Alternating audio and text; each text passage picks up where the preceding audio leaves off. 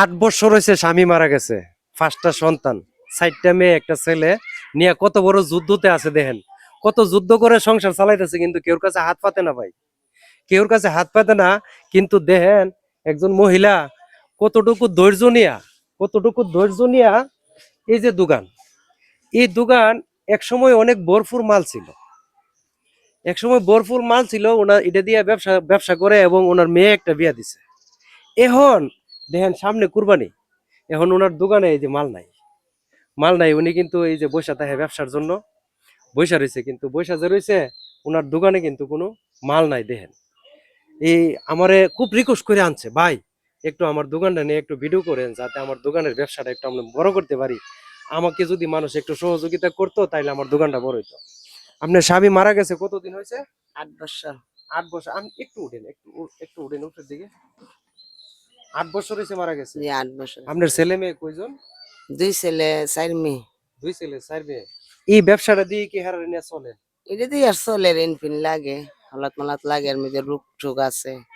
আমি অনেক অসুস্থ হয়ে অনেক ঋণ লাগছে। আর একটু এদিকে আসেন, ইয়াটা লেগে বেশি হইতাছে, মানে আপনি নিজে অসুস্থ। হুম এখন কি আপনার এই ব্যবসার জন্য কি পুঁজির দরকার? হুম অন্ত ঈদ আইতাছে সামনে, কিন্তু ফুজি টুজি নাই।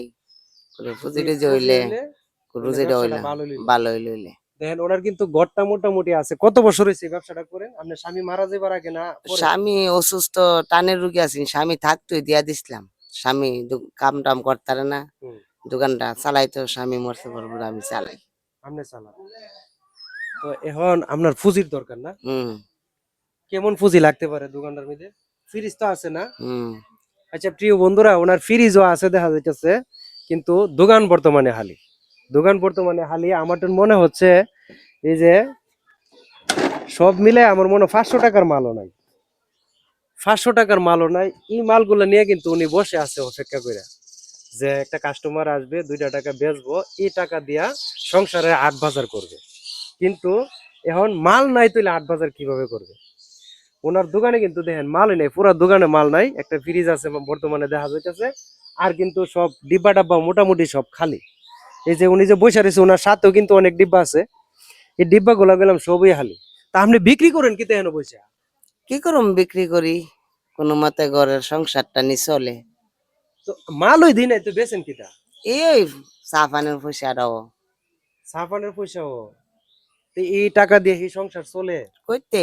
আপনার মেয়ে বিয়ে দিছেন একজন, একজন মেয়ে বিয়া দিছে। আরো এখন বর্তমানে উপযুক্ত আছে? উপযুক্ত 3 মেয়ে। 3 মেয়ে উপযুক্ত আছে। দেখেন, আল্লাহ আকবার, আল্লাহ আকবার। সবকিছুর মালিক কিন্তু আল্লাহ, সবকিছুর মালিক আল্লাহ। তো উনি চাচ্ছে ব্যবসা করে হওয়ার জন্য, যে আমি ব্যবসা করে হাইতে চাই, আমি কেউ কাছে হাত পাততে চাই না। তবে এই ব্যবসাটা প্রিয় বন্ধুরা যদি আমরা বড় করে দিতে পারি, আপনারা সবাই ভিডিওটা শেয়ার করবেন, সবাই ভিডিওটা শেয়ার করবেন, সবাইকে দেখার সুযোগ করে দিবেন। আপনার আপনার ব্যবসার জন্য তো চাইতেছে নাকি? জি, আপনার ব্যবসাটা কুদুরজন বাড়ে। কত জানে বাড়ে, বড় হ্যাঁ, বড় মাল জন চাল যাতে তুলতে পারে। তুলতে পারি। হ্যাঁ, হ্যাঁ, এটাই লাগে তো চান। এটা। তো সবাই ভিডিওটা শেয়ার করবেন, সবাইকে দেখার সুযোগ করে দিবেন। প্রিয় বন্ধুরা, আমার একটি রিকোয়েস্ট আপনাদের কাছে, যাতে উনি ঈদের আগে এই দোকান সুন্দর করে আমরা গুছাই দিতে পারি। এই দোকানটা ঈদের আগে আমরা যেন সুন্দর করে পরিবেশ করে দিতে পারি। দেখেন একবারে হালি দোকান। তো ধন্যবাদ সবাইকে, সবাই ভালো থাকুন। আসসালামু আলাইকুম।